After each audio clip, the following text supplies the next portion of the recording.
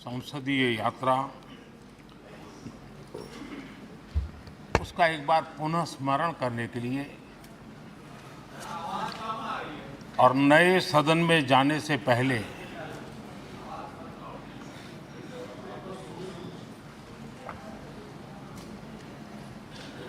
उन प्रेरक पड़ाव को,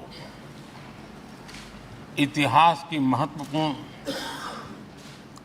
घड़ी को स्मरण करते हुए आगे बढ़ने का ये अवसर है। हम सब इस ऐतिहासिक भवन से विदा ले रहे हैं। आजादी के पहले ये सदन इंपीरियल लेजिस्लेटिव काउंसिल का स्थान हुआ करता था। आजादी के बाद ये संसद भवन के रूप में उसको पहचान मिली। ये सही है, इस इमारत के निर्माण करने का निर्णय विदेशी शासकों का था, लेकिन ये बात हम न कभी भूल सकते हैं और हम गर्व से कह सकते हैं कि इस भवन के निर्माण में पसीना मेरे देशवासियों का लगा था, परिश्रम मेरे देशवासियों का लगा था और पैसे भी मेरे देश के लोगों के।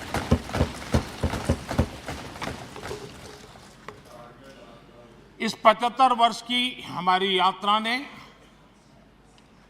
अनेक लोकतांत्रिक परंपराओं और प्रक्रियाओं का उत्तम से उत्तम सृजन किया है और इस सदन में रहे हुए सबने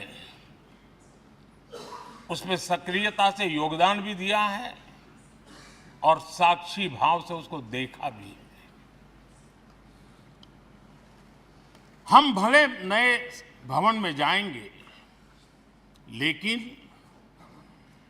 पुराना भवन भी, ये भवन भी आने वाली पीढ़ियों को हमेशा हमेशा प्रेरणा देता रहेगा।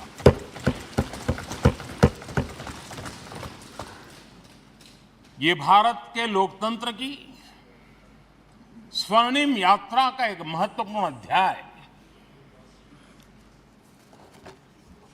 जो सारी दुनिया को भारत की रगों में लोकतंत्र का सामर्थ्य कैसे है, इसका परिचित कराने का काम इस इमारत से होता रहेगा। आदरणीय अध्यक्ष जी, अमृतकाल की प्रथम प्रभा का प्रकाश राष्ट्र में एक नया विश्वास, नया आत्मविश्वास, नया उमंग, नए सपने, नए संकल्प और राष्ट्र का नया सामर्थ्य उससे भर रहा है। चारों तरफ आज भारतवासियों की उपलब्धि की चर्चा हो रही है और गौरव के साथ हो रही है।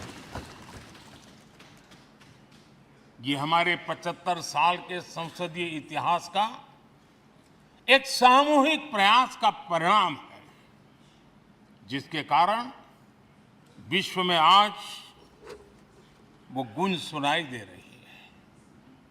आदरणीय अध्यक्ष जी, चंद्रयान-3 की सफलता न सिर्फ पूरा भारत, पूरा देश अभिभूत है और इसमें भारत के सामर्थ्य का एक नया रूप, जो आधुनिकता से जुड़ा है, जो विज्ञान से जुड़ा है, जो टेक्नोलॉजी से जुड़ा है, जो हमारे वैज्ञानिकों के सामर्थ्य से जुड़ा है, जो 140 करोड़ देशवासियों के संकल्प की शक्ति से जुड़ा हुआ है, वो देश और दुनिया पर एक नया प्रभाव पैदा करने वाला है। ये सदन और इस सदन के माध्यम से मैं फिर एक बार देश के वैज्ञानिकों और उनके साथियों को कोटि कोटि बधाइयां देता हूं, उनका अभिनंदन करता हूं।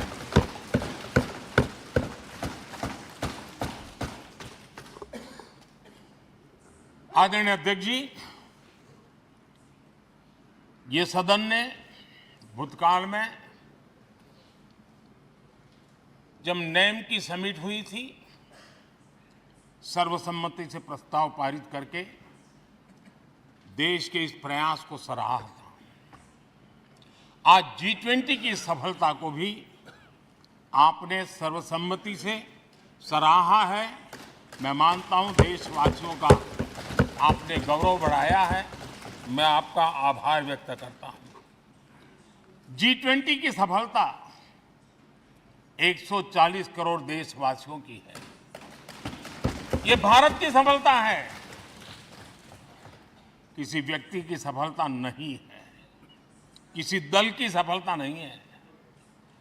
भारत के फेडरल स्ट्रक्चर ने, भारत की विविधता ने 60 स्थानों पर 200 से अधिक समिट और उसकी मेजबानी हिंदुस्तान के अलग अलग रंग रूप में देश की अलग अलग सरकारों ने बड़े आन बान शान से की, और ये प्रभाव पूरे विश्व भर के मन पर पड़ा हुआ है। ये हम सबके सेलिब्रेट करने वाला विषय है, देश के गौरवगान को बढ़ाने वाला है। और जैसा आपने उल्लेख किया, भारत इस बात के लिए गर्व करेगा, जब भारत अध्यक्ष रहा उस समय अफ्रीकन यूनियन इसका सदस्य बना। मैं उस इमोशनल पल को भूल नहीं सकता जब अफ्रीकन यूनियन की घोषणा हुई और अफ्रीकन यूनियन के प्रेसिडेंट, उन्होंने एक इंटरव्यू में कहा कि मेरे जीवन में ऐसी पल थी, शायद मैं बोलते बोलते रो पड़ूंगा। आप कल्पना कर सकते हैं कि कितनी बड़ी अपेक्षा और आशाएं पूरी करने का काम भारत के भाग्य में आया। आदरणीय अध्यक्ष जी, भारत के प्रति शक करने का एक स्वभाव कई लोगों का बना हुआ है, और जब आजादी मिली तब से चल रहा है। इस बार भी यही था, कोई डिक्लेरेशन नहीं होगा, असंभव है। लेकिन ये भारत की ताकत है कि वह भी हुआ, और विश्व सर्वसम्मति से एक साझा घोषणा पत्र लेकर के, आगे का रोड मैप लेकर के यहां से प्रारंभ हुआ है। और अध्यक्ष जी, आपके नेतृत्व में, क्योंकि भारत की अध्यक्षता नवंबर के आखिरी दिन तक है, इसलिए अभी हमारे पास जो समय है उसका उपयोग हम करने वाले हैं।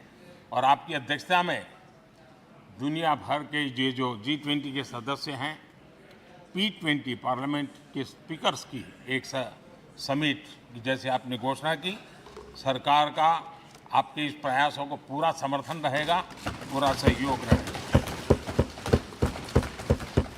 आदरणीय अध्यक्ष जी, हम सबके लिए गर्व की बात है कि आज भारत विश्व मित्र के रूप में अपनी जगह बना पाया है। पूरा विश्व भारत में अपना मित्र खोज रहा है, पूरा विश्व भारत की मित्रता को अनुभव कर रहा है, और उसका मूल कारण है हमारे जो संस्कार है, वेद से विवेकानंद तक जो हमने पाया है। सबका साथ सबका विकास का मंत्र आज विश्व को हमें साथ लाने में जोड़ रहा है। आदरणीय अध्यक्ष जी, ये सदन से विदाई लेना एक बहुत ही भावुक पल है। परिवार भी अगर पुराना घर छोड़ करके नए घर जाता है तो बहुत सारी यादें कुछ पल के लिए उसको झकझोर देती है। और हम जब ये सदन को छोड़ के जा रहे हैं तो हमारा मन मस्तिष्क भी उन भावनाओं से भरा हुआ है, अनेक यादों से भरा हुआ है। खट्टे मीठे अनुभव भी रहे हैं, नोकझोंक भी रही है, कभी संघर्ष का माहौल भी रहा है और कभी इसी सदन में उत्सव और उमंग का माहौल भी रहा है। ये सारी स्मृतियां हमारे साथ हम सबकी साझी स्मृतियां हैं, ये हम सबकी साझी विरासत है और इसलिए इसका गौरव भी हम सबका साझा है।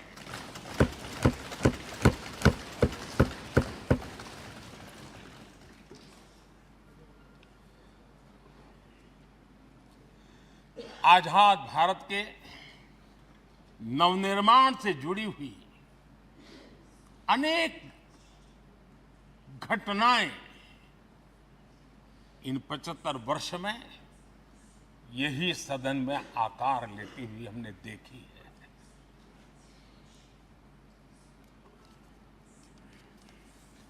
आज हम जब इस सदन को छोड़ करके नए सदन की ओर प्रस्थान करने वाले हैं तब भारत के सामान्य मानवी की भावनाओं को जहां जो आदर मिला है, सम्मान मिला है, उसकी अभिव्यक्ति का भी यह अवसर है। और इसलिए आदरणीय अध्यक्ष जी, मैं पहली बार जब संसद का सदस्य बना और पहली बार एक सांसद के रूप में इस भवन में मैंने प्रवेश किया तो सहज रूप से मैंने इस संसद भवन के दौर पक्ति पर अपना शीश झुका करके इस लोकतंत्र के मंदिर को श्रद्धा भाव से नमन करते हुए मैंने पैर रखा था। वो पल मेरे लिए भावनाओं से भरी हुई थी, मैं कल्पना नहीं कर सकता था। लेकिन भारत के लोकतंत्र की ताकत है, भारत के सामान्य मानवी की लोकतंत्र के प्रति श्रद्धा का प्रतिबिंब है कि रेलवे प्लेटफॉर्म पर गुजारा करने वाला एक गरीब परिवार का बच्चा पार्लियामेंट पहुंच गया।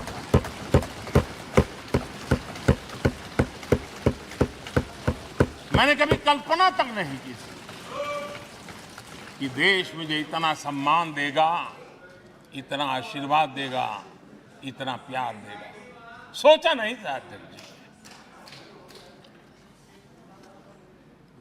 आदरणीय अध्यक्ष जी, हम में से बहुत लोग हैं जो संसद भवन के अंदर जो चीजें लिखी गई उसको पढ़ते भी रहते हैं, कभी कभी उसका उल्लेख भी करते हैं। हमारे यहाँ संसद भवन के प्रवेश द्वार पर एक छांदोग्य उपनिषद का एक वाक्य है, लोक द्वारम करके पूरा वाक्य है। उसका मतलब ये होता है कि जनता के लिए दरवाजे खोलिए और देखिए कि कैसे वो अपने अधिकारों को प्राप्त करती है।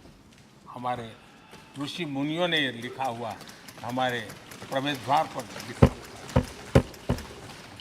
हम सब और हमारे पहले जो यहां रहे हैं वो भी इस सत्यता के साक्षी है। आदरणीय अध्यक्ष जी, समय रहते जैसे जैसे वक्त बदलता गया, यह हमारे सदन की संरचना भी निरंतर बदलती रही है और अधिक समावेशी बनती गई है। समाज के हर वर्ग का प्रतिनिधि विविधताओं से भरा हुआ इस सदन में नजर आता है। अनेक भाषाएं हैं, अनेक बोलियां हैं, अनेक पहरवेश हैं, अनेक खान-पान है।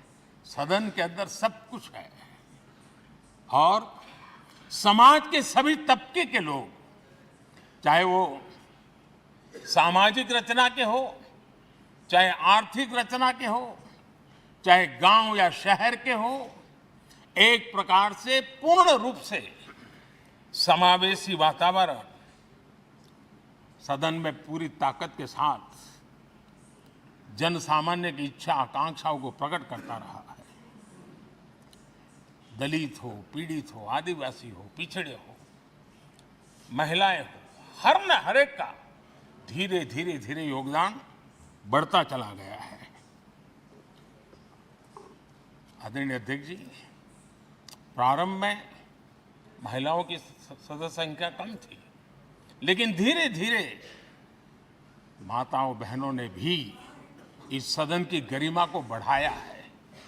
इस सदन के गरिमा में बहुत बड़ा बदलाव लाने में उनका योगदान रहा है। आदरणीय अध्यक्ष जी, प्रारंभ से अब तक एक मोटा हिसाब लगाता था, करीब 7,500 से अधिक जनप्रतिनिधि दोनों सदनों में मिलाकर के योगदान दे चुके हैं। इतने सालों में 7,500 से करीब ज्यादा। इस कालखंड में करीब 600 महिला सांसदों ने भी इस सदन की गरिमा को बढ़ाया है, दोनों सदन की। और आदरणीय अध्यक्ष जी, आप जानते हैं कि इस सदन में आदरणीय इंद्रजीत गुप्ता जी 43 ईयर, अगर मेरी गलती नहीं हो तो 43 ईयर इस सदन में लंबा समय बैठ करके इस सदन के साक्षी बनने का उनको सौभाग्य मिला। और यही सदन है आदरणीय अध्यक्ष जी, जहां शकीकुर रहमान जी 93 की एज में भी सदन में अपना योगदान देते रहे, जबकि उनकी उम्र 93। और आदरणीय अध्यक्ष जी, ये भारत के लोकतंत्र की ताकत है कि 25 साल की उम्र की चंद्रमणि मुर्मू इस सदन की सदस्य बनी थी। सिर्फ 25 साल की उम्र की, सबसे छोटी उम्र की सदस्य बनी थी। आदरणीय अध्यक्ष महोदय, वाद विवाद, कटाक्ष, ये सब कुछ हम सब ने अनुभव किया है, हम सब ने इनिशिएट भी किया है, कोई बाकी नहीं है। लेकिन उसके बावजूद भी शायद जो परिवार भाव हम लोगों के बीच में रहा है, हमारे पहले की पीढ़ियों में भी रहा है, जो लोग प्रचार माध्यमों से हमारा यहाँ का रूप देखते हैं और बाहर निकलते ही हमारा जो अपनापन होता है, परिवार भाव होता है, वो एक अलग ही ऊंचाई पर ले जाता है।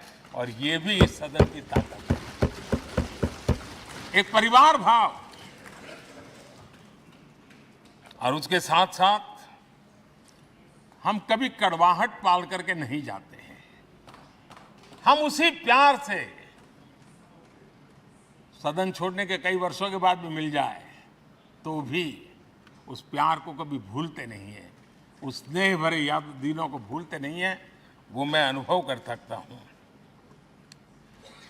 आदरणीय अध्यक्ष जी, हमारे पहले भी और वर्तमान भी हमने कई बार देखा है कि अनेक संकटों के बावजूद भी, अनेक असुविधाओं के बावजूद भी सांसद सदन में आए हैं और उन्होंने शारीरिक पीड़ा भी असह्य हो तो भी सदन में एक सांसद के रूप में, जनप्रतिनिधि के रूप में अपना कर्तव्य निभाया है। ऐसी अनेक घटनाएं आज हमारे सामने हैं।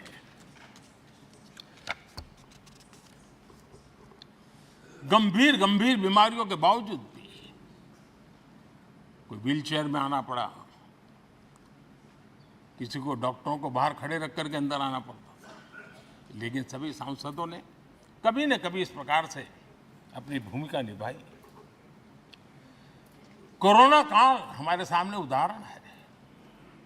हर परिवार में रहता था कहीं बाहर जाए तो मौत को बुलावा न दे दे, उसके बावजूद भी हमारे माननीय सांसद दोनों सदन में कोरोना काल के इस संकट की घड़ी में भी सदन में आए, अपना कर्तव्य निभाया। हमने राष्ट्र का काम रुकने नहीं दिया। आवश्यकता पड़ी, डिस्टेंस रखना भी था और बार बार टेस्टिंग भी करना पड़ता था। सदन में आते थे लेकिन मास्क पहनना पड़ता था। बैठने की रचना भी अलग अलग की, समय भी बदले गए। हर चीज के साथ राष्ट्र का काम रुकना नहीं चाहिए, इस भाव से सभी सदस्यों ने इस सदन को अपने कर्तव्य का महत्वपूर्ण अंग माना, संसद को चलाए रखा। और मैंने देखा है कि इस सदन से इतना लगाव लोगों का रहता है कि पहले कभी हम देखते थे कोई 30 साल पहले सांसद रहा होगा, कोई 35 साल पहले रहा होगा, लेकिन वो सेंट्रल हॉल तो जरूर आएगा। जैसे मंदिर जाने की आदत होती है, वैसे उनको सदन में आने की आदत है। इस जगह का लगाव बन जाता है, एक आत्मीय भाव से जुड़ाव हो जाता है। और ऐसे बहुत से पुराने लोग हैं जो आते जाते हुए मन करता है जरा चलो एक चक्कर काट ले। आज उनका जनप्रतिनिधि के नाते दायित्व तो नहीं है, लेकिन भूमि के प्रति उनका लगाव हो जाता है। ये सामर्थ्य होता है इस सदन का। आदरणीय अध्यक्ष महोदय, आजादी के बाद बहुत बड़े बड़े विद्वान लोगों ने बहुत आशंकाएं व्यक्त की थी, पता नहीं देश का क्या होगा, चल पाएगा कि नहीं चल पाएगा, एक रहेगा कि बिखर जाएगा, लोकतंत्र बना रहेगा नहीं, 50। लेकिन इस देश की संसद की ताकत है कि पूरे विश्व को गलत सिद्ध कर दिया और ये राष्ट्र पूरे सामर्थ्य के साथ आगे बढ़ता रहा। और इस विश्वास से कि हम भले आशंकाएं होंगी, घने काले बादल होंगे, लेकिन सफलता प्राप्त करते रहेंगे। और ये हम सब लोगों ने, हमारी पुरानी पीढ़ियों ने मिलकर के इस काम को करके दिखाया है, इसका गौरवगान करने का ये अवसर है।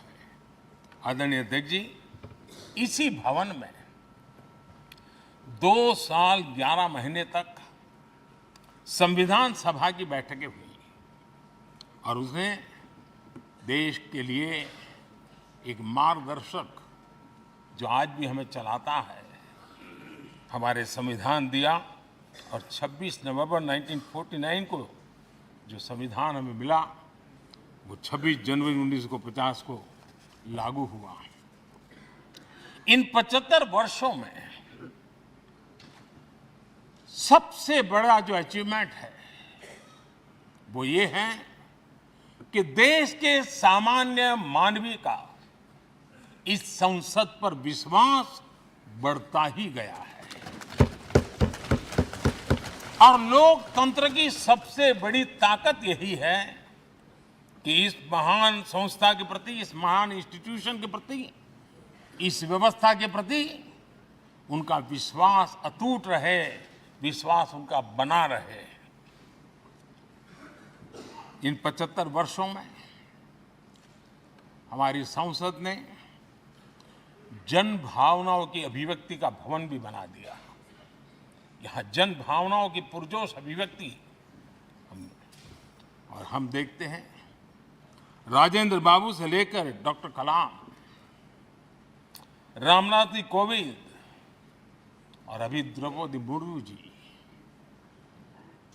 इन सब के संबोधन का लाभ हमारे सदनों को मिला है, उनका मार्गदर्शन मिला है। आदरणीय अध्यक्ष जी, पंडित नेहरू जी, शास्त्री जी, वहां से लेकर के अटल जी, मनमोहन सिंह जी तक एक बहुत बड़ी श्रृंखला जिसने इस सदन का नेतृत्व किया है और सदन के माध्यम से देश को दिशा दी है, देश को नए रंग रूप में ढालने के लिए उन्होंने परिश्रम किया है, पुरुषार्थ किया है। आज उन सबका गौरवगान करने का भी अवसर है। आदरणीय अध्यक्ष जी,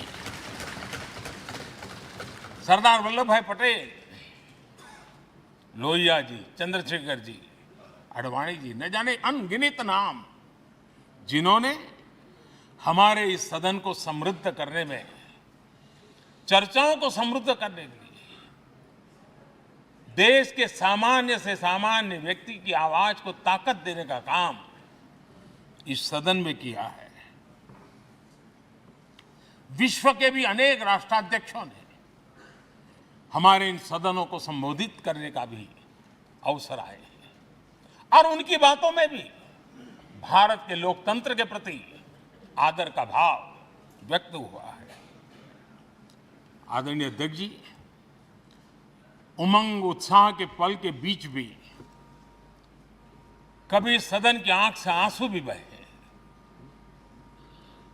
ये सदन दर्द से भर गया जब देश को 3 अपने प्रधानमंत्री उनको अपने कार्यकाल में ही खोने की नौबत आई, नेहरू जी, शास्त्री जी और इंदिरा जी। तब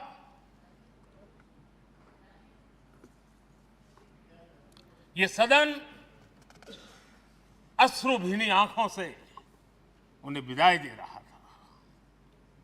आदरणीय अध्यक्ष जी, अनेक चुनौतियों के बावजूद भी हर स्पीकर ने, हर सभापति ने बेहतरीन तरीके से दोनों सदनों को सुचारू रूप से चलाया है और अपने कार्यकाल में उन्होंने जो निर्णय किए वो निर्णय मावलंकर जी से काल से शुरू हुए हो या सुमित्रा जी के कालखंड के हो या बिरला जी के, आज भी उन निर्णयों को रेफरेंस पॉइंट माना जाता है।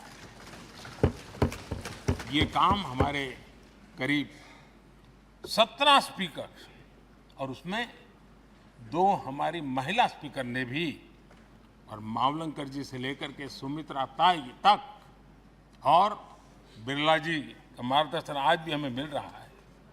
हर एक ने अपनी अपनी शैली रही है, लेकिन उन्होंने सबको साथ लेकर के नियमों कानूनों के बंधन में इस सदन को हमेशा ऊर्जावान बनाए रखा है। मैं आज उन सभी स्पीकर महोदय को भी आज वंदन करता हूं, अभिनंदन करता हूं। आदरणीय अध्यक्ष जी, ये सही है कि हम जनप्रतिनिधि अपनी अपनी भूमिका निभाते हैं, लेकिन सातत्यपूर्ण तरीके से हमारे बीच जो ये टोली बैठती है उनकी भी कई पीढ़ियां बदल गई है। कभी कागज लेके दौड़ के आते हैं, उनका भी योगदान कम नहीं है।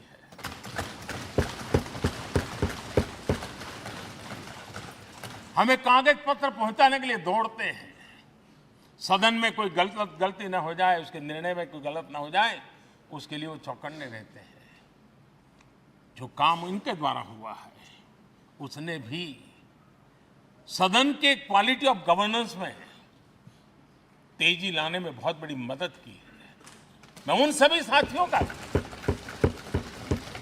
और इनके पूर्व में जो रहे हैं उनका भी हृदय से अभिनंदन करता हूं। इतना ही नहीं, सदन मतलब ये खंड ही नहीं है, इस पूरे परिसर में अनेक लोगों ने, किसी ने हमें चाय पिलाई होगी, किसी ने पानी पिलाया होगा, किसी ने रात रात चली हुई सदन को किसी को भूखा पेट रहने नहीं दिया होगा। कई प्रकार की सेवाएं की होगी। किसी ने माली ने इसके बाहर के एनवायरनमेंट को संभाला होगा, किसी ने इसकी सफाई की होगी। न जाने कितने ही अनगिनत लोग होंगे जिन्होंने हम सब अच्छे ढंग से काम कर सके और यहां जो काम हो वो काम देश को आगे बढ़ाने के लिए अधिक से अधिक तेजी से हो, उसके लिए जो माहौल बनाना, व्यवस्था बनाना, उसके लिए जिसने योगदान दिया है, मेरी तरफ से भी और इस सदन की तरफ से भी मैं उनका विशेष रूप से नमन करता हूं।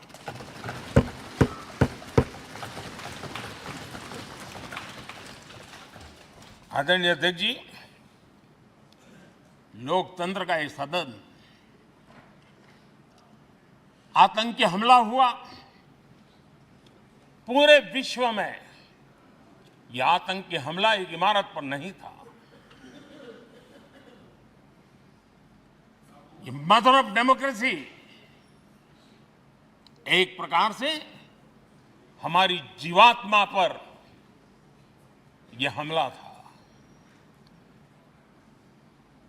ये देश उस घटना को कभी भूल नहीं सकता है, लेकिन आतंकियों से लड़ते लड़ते सदन को बचाने के लिए और हर सदस्य को बचाने के लिए जिन्होंने अपने सीने पर गोलियां झेली, आज मैं उनको भी नमन करता हूं। हमारे बीच नहीं है, लेकिन उन्होंने बहुत बड़ी रक्षा की है। आदरणीय अध्यक्ष जी, जब आज हम इस सदन को छोड़ रहे हैं, तब मैं उन पत्रकार मित्रों को भी याद करना चाहता हूं जिन्होंने जीवन में, कुछ लोग तो ऐसे हैं जिन्होंने पूरा जीवन अपने कार्यकाल में संसद के काम को ही उन्होंने रिपोर्ट किया है। एक प्रकार से वो जीवंत साक्षी रहे हैं। उन्होंने यहां की पल पल की जानकारी देश तक पहुंचाई, और तब तो ये सारा टेक्नोलॉजी अवेलेबल नहीं थी, तब वही लोग थे जो यहां की बात पहुंचाते थे, और उनका सामर्थ्य था वो अंदर की भी पहुंचाते थे और अंदर की भी पहुंचाते थे।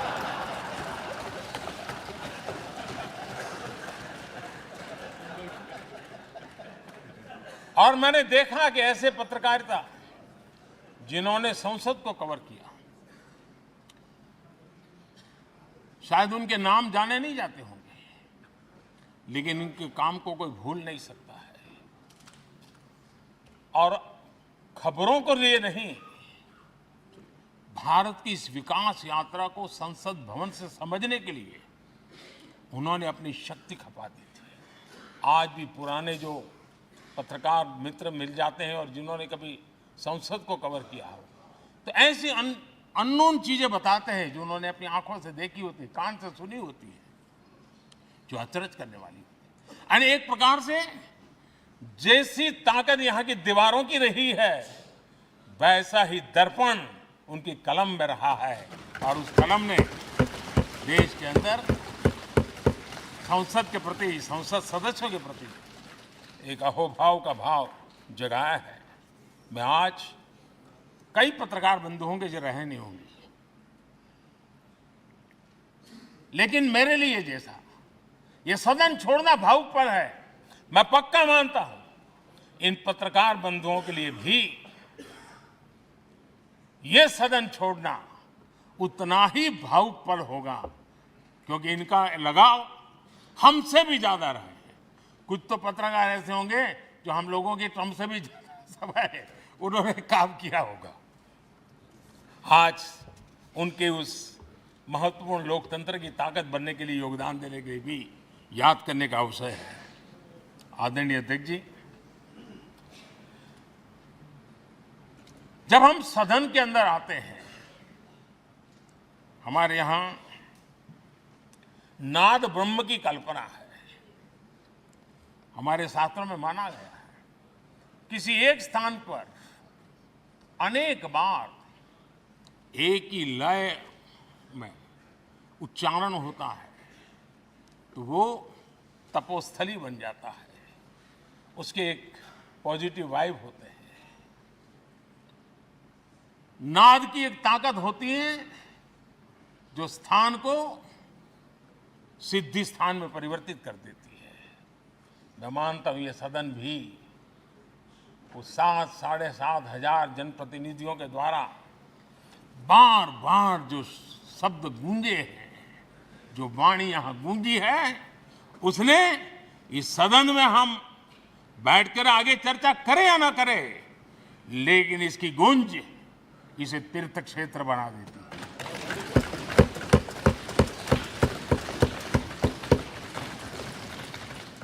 एक जागृत जगह बन जाती है और लोकतंत्र की प्रति श्रद्धा रखने वाला व्यक्ति आज से 50 साल के बाद भी जब यहां देखने के लिए भी आएगा तो उसे उस गूंज की अनुभूति होगी कि कभी भारत की आत्मा की आवाज यहां पर गूंजती थी। और इसलिए अध्यक्ष महोदय,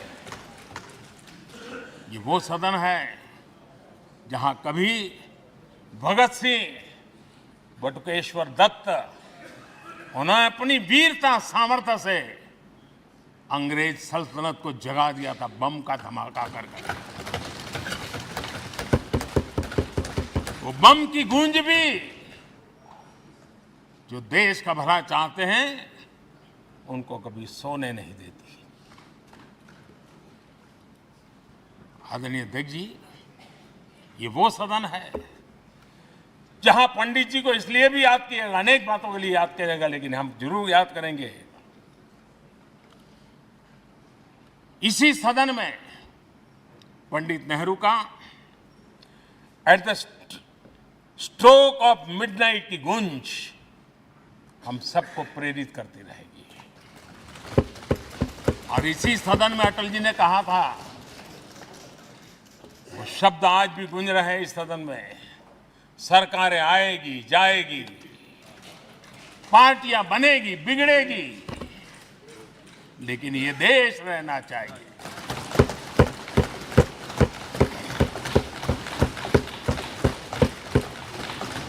आदरणीय अध्यक्ष जी, पंडित नेहरू की जो प्रारंभिक मंत्रिपरिषद थी, बाबा साहब आम्बेडकर जी एक मंत्री के रूप में दुनिया की बेस्ट प्रैक्टिसेस भारत में लाने पर बहुत जोर दिया करते थे। फैक्ट्री कानून में अंतर्राष्ट्रीय सुझावों को शामिल करने पर बाबा साहब सर्वाधिक आग्रही रहे थे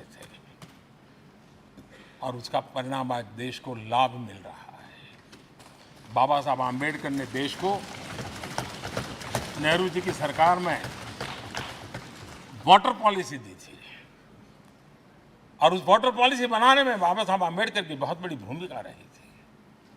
आदरणीय अध्यक्ष जी, हमें जानते हैं कि भारत में बाबा साहब आम्बेडकर एक बात हमेशा कहते थे कि भारत में सामाजिक न्याय के लिए भारत का औद्योगिकरण होना बहुत जरूरी है, क्योंकि देश के दलित पिछड़ों के पास जमीन ही नहीं है, वो क्या करेगा? औद्योगिकरण होना चाहिए। और बाबा साहब इस बात को मान करके डॉक्टर श्यामा प्रसाद मुखर्जी, जो पंडित नेहरू के मंत्री थे, उन्होंने इस देश में और पहले वाणिज्य मंत्री के रूप में और उद्योग मंत्री के रूप में उन्होंने इंडस्ट्री पॉलिसी इस देश में लाई थी। आज भी कितनी ही इंडस्ट्री पॉलिसी बने, लेकिन उसकी आत्मा वही होती है जो पहली सरकार के थी, और उनका भी बहुत बड़ा अहम योगदान रहा था। आदरणीय अध्यक्ष जी, लाल बहादुर शास्त्री जी ने 65 के युद्ध में हमारे देश के जवानों में का हौसला बुलंद करना, उनके सामर्थ्य के लिए को पूरी तरह राष्ट्र में झोंक देने की प्रेरणा इसी सदन में से दी थी लाल बहादुर शास्त्री का। और यहीं पर उन्होंने ग्रीन रिवॉल्यूशन के लिए एक मजबूत नींव लाल बहादुर शास्त्री जी ने रखी थी। आदरणीय अध्यक्ष जी, बांग्लादेश की मुक्ति का आंदोलन और उसका समर्थन भी इसी सदन ने इंदिरा गांधी के नेतृत्व में किया था।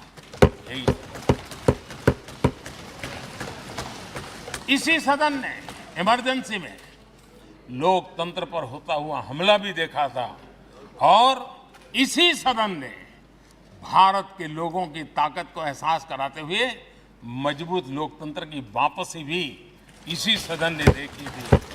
वो राष्ट्रीय संकल्प भी देखा था, ये सामर्थ्य भी देखा था। आदरणीय अध्यक्ष जी, ये सदन इस बात का हमेशा ऋणी रहेगा क्योंकि इसी सदन में हमारे पूर्व प्रधानमंत्री चरण सिंह जी ने ग्रामीण मंत्रालय का गठन किया था, रूरल डेवलपमेंट मिनिस्ट्री।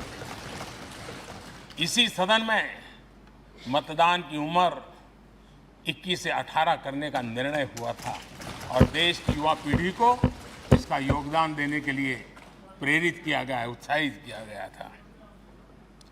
हमारे देश ने गठबंधनों की सरकारें देखी, पीपी सिंह जी हो, चंद्रशेखर जी, और बाद में एक सिलसिला चला।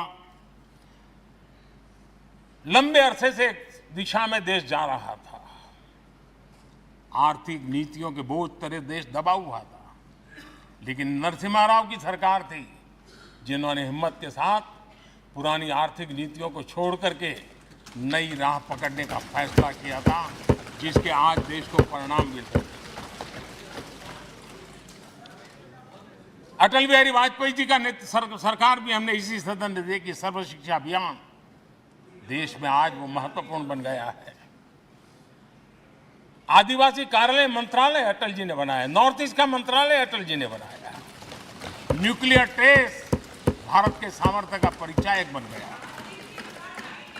और इसी सदन में मनमोहन जी की सरकार कैश फॉर वोट को भी, उस कांड को भी सदन ने देखा है।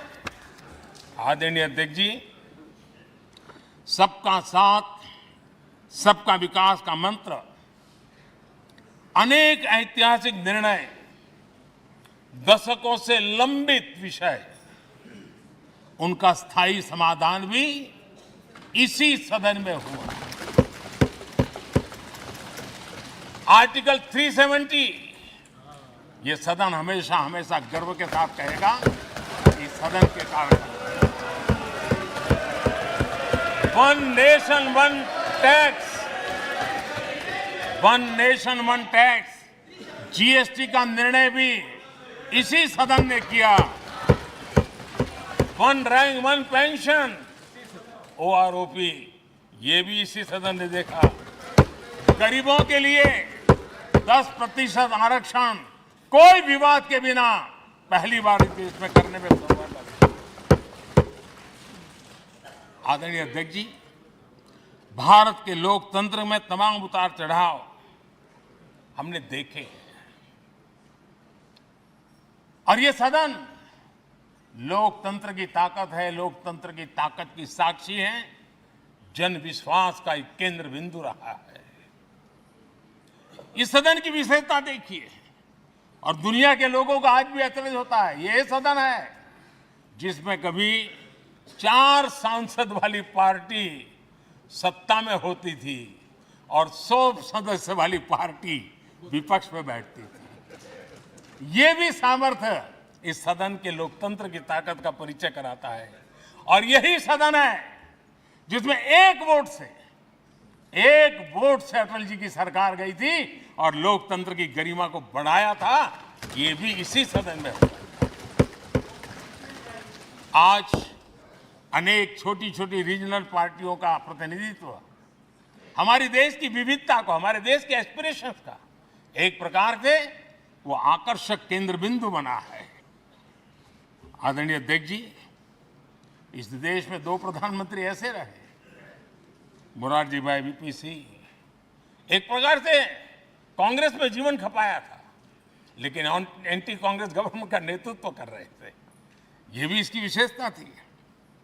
और हमारे नरसिम्हा राव जी, वो तो बिस्तरा गोल करके घर जाने की तैयारी कर रहे थे, निवृत्ति की घोषणा कर चुके थे, लेकिन यही लोकतंत्र की ताकत देखिए, सदन की ताकत देखिए, वो प्रधानमंत्री के रूप में 5 साल हमारी सेवा कर।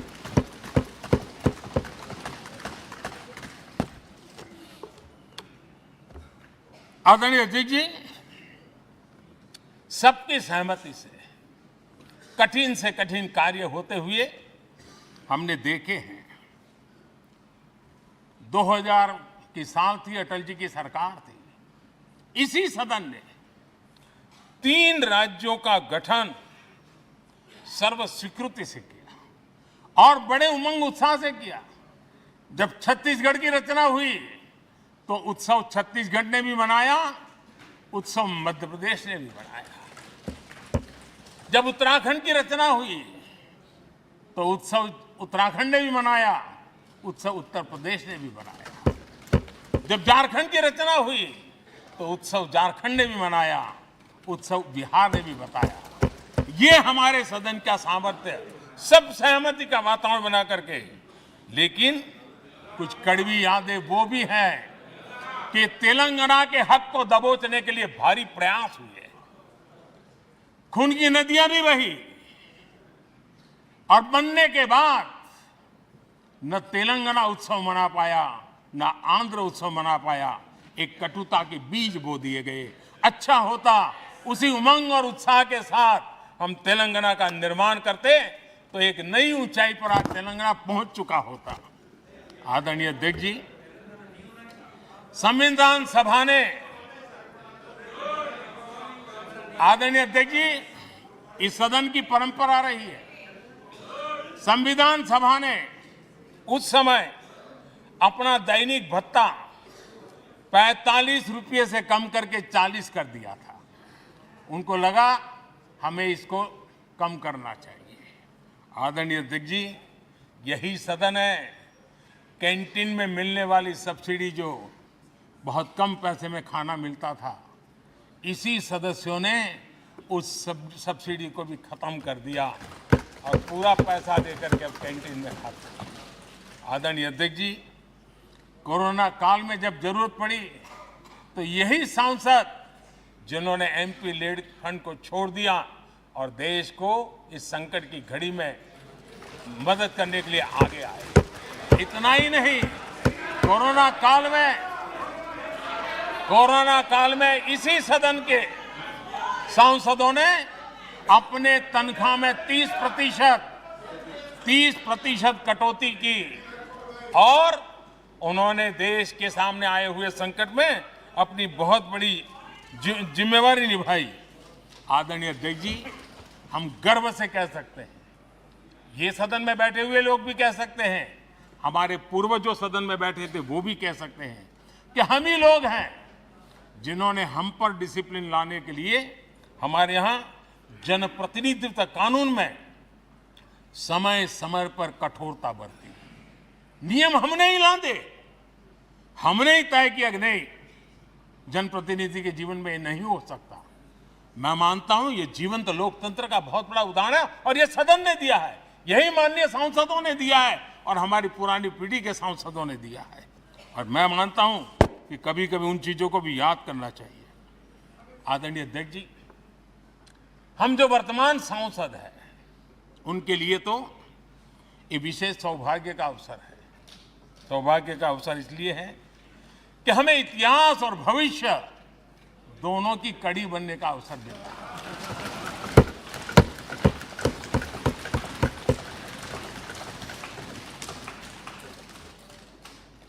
कल और आज से जुड़ने का हमें अवसर मिल रहा है और आने वाली कल निर्माण करने का एक नया विश्वास, नया उमंग, नए उत्साह के साथ हम यहां से विदाई लेने वाले हैं। आदरणीय अध्यक्ष महोदय, आज का दिवस सिर्फ और सिर्फ इस सदन के सभी 7,500 जनप्रतिनिधि रह चुके हैं उनके गौरवगान का पल है। इन दीवारों से हमने जो प्रेरणा पाई है, जो नया विश्वास पाया है, उसको लेकर जाने का है। बहुत सी बातें ऐसी थी जो सदन में हर किसी की ताली की हकदार थी, लेकिन शायद राजनीति उसमें भी आड़े आ रही। नेहरू जी के योगदान का गौरवगान अगर इस सदन में होता है, कौन सदस्य होगा जिसको ताली बजाने का मन न कर जाए। लेकिन उसके बावजूद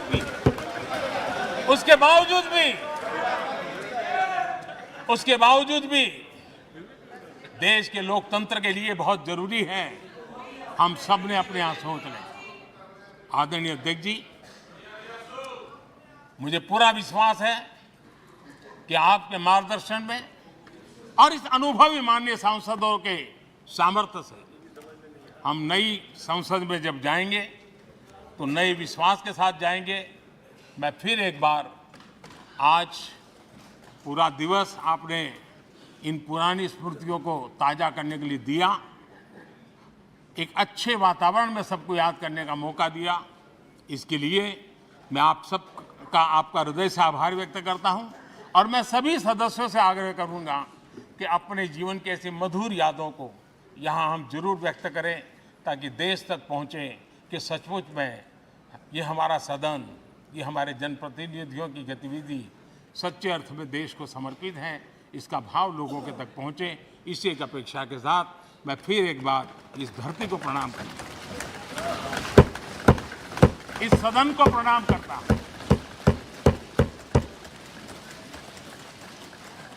भारत के मंदिरों से बनी हुई हर एक दीवार के हर एक एक ईंटे को प्रणाम करता हूँ और पिछले 75 साल में भारत के लोकतंत्र को नया सामर्थ्य शक्ति देने वाले हर गुंज को, उस नाद ब्रह्म को नमन करते हुए मेरी वाणी को विराम कर देता हूँ। बहुत बहुत धन्यवाद। माननीय सदस्यगण, माननीय प्रधानमंत्री जी ने इस सदन की सीख, अनुभव, यहाँ की प्रेरणा, यहाँ की गूंज के बारे में व्यक्त किया है। मैं ये अपेक्षा करूँगा कि आज का दिन इसी तरीके से सकारात्मक वातावरण में हम चर्चा करें, सकारात्मक विषय रखें और जो कुछ भी यहाँ से सीखा है, हमारे पूर्वजों ने जो कुछ भी इस देश को, लोकतंत्र को दिया है, उसके बारे में सकारात्मक विचार रखें। आप सभी को बहुत बहुत धन्यवाद। अधीर रंजन चौधरी जी। प्रधानमंत्री को रहना चाहिए था, प्रधानमंत्री को उपस्थित रहना चाहिए था, हमारी बात भी सुन लें। ये क्या हमारी याद आ रही? I'm just coming. सर, ये हमारे ये उनका बैग यहीं पे है, उनका बैग यहीं पे है, उनका बैग यहीं पे है, ये देखिए बैग। प्रधानमंत्री नरेंद्र मोदी को आपने कुछ देर पहले सुना। तमाम बड़ी बातें उनकी तरफ से, जिस तरह से हम कह रहे थे कि 75 साल के इतिहास को एक बार फिर से देखा जाएगा, हर एक पन्ने को टटोला जाएगा, हर सकारात्मक बात का जिक्र प्रधानमंत्री ने किया, हर एक ऐसी बात का जिक्र किया जिसने कई बार चौंकाया भी, कई बार लोकतंत्र के महत्व को भी बताया और ये भी बताया कि आने वाले समय में ये हमारे लिए कितना महत्वपूर्ण होगा कि पुराने लोगों से जो सीखा, पुराने भवन से जो सीखा, उसे ही नए भवन में लेकर जाएं, उन चीज़ों को याद करके नए भवन में लेकर जाएं, आधुनिकता की ओर तभी बढ़ें जब आप पुरानी चीज़ों का सम्मान कर पाएं। कुछ ऐसी भी बातें जो कि नकारात्मक रही, लेकिन उन्हें भी पीछे छोड़ते हुए सकारात्मक दृष्टि के साथ नई संसद में काम शुरू करेंगे, ये उन्होंने कहा है। अपनी सरकार के अंतर्गत जो कुछ अच्छा हुआ उसकी तो बात की ही, अन्य सरकारों का भी जिक्र, इंदिरा गांधी का जिक्र किया, अटल बिहारी वाजपेयी की बात कही, बीजेपी सरकार में लिए गए फैसलों को लेकर भी उनकी तरफ से चर्चा रही। 370 हटाया, इस बात का जिक्र था। नए संविधान पर भी मंथन यही हुआ। नेहरू जी के शब्द प्रेरित करते हैं। ये कुछ बड़ी बातें प्रधानमंत्री की तरफ से जो कुछ कहा गया, ये भी हम आपको ग्राफिक्स के जरिए लगातार दिखा रहे हैं। बड़ी बात यह कि आज की ये कार्रवाई बहुत ज्यादा महत्वपूर्ण हो जाती है। आज इस संसद में इस कार्रवाई का आखिरी दिन।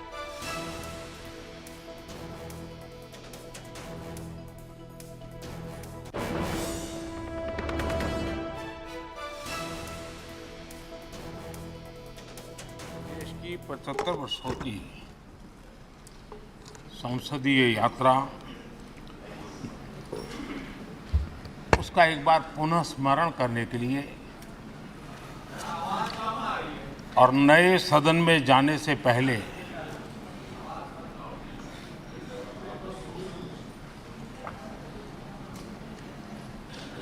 उन प्रेरक पलों को, इतिहास की महत्वपूर्ण घड़ी को स्मरण करते हुए आगे बढ़ने का ये अवसर है। हम सब इस ऐतिहासिक भवन से विदा ले रहे हैं।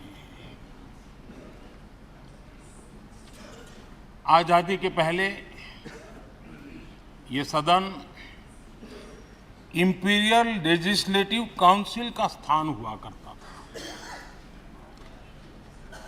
आजादी के बाद ये संसद भवन के रूप में उसको पहचान मिली।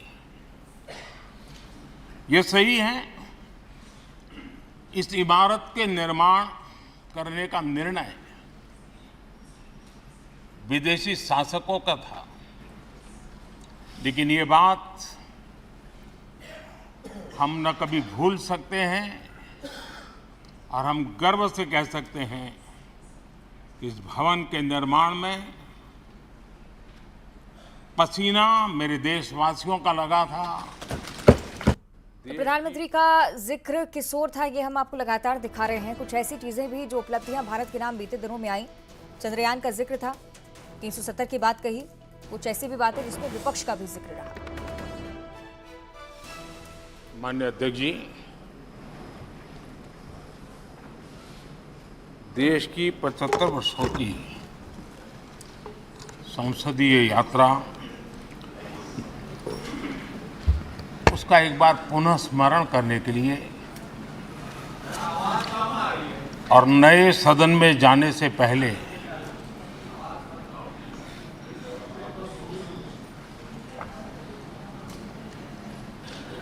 उन प्रेरक पलों को, इतिहास की महत्वपूर्ण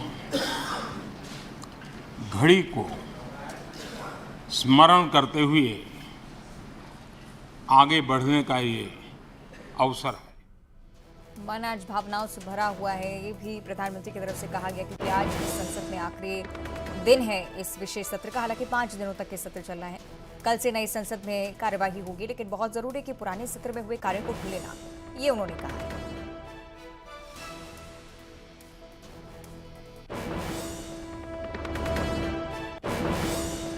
फॉर्च्यून सोयाबीन